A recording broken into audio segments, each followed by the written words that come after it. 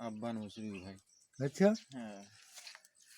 हाँ देखो इतने ऐसे देखो शुरू से बम्फर जो बम्फर गाओ इतने कोनिया से एक एंगल की पत्ती लगी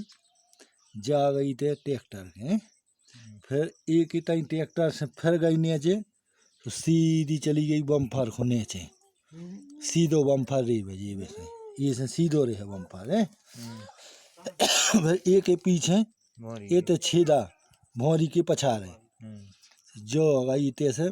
बात जुड़ी ये में बेल्डिंग हो गए अपनी अभी टूट गई है